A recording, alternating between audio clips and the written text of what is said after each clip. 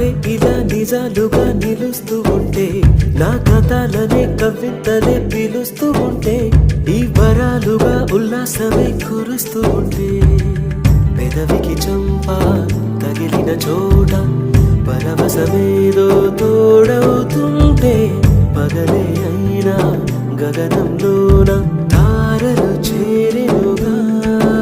నిజంగా నేనేనా ఇలా నీ జతలో ఉన్నా, ఇదంతా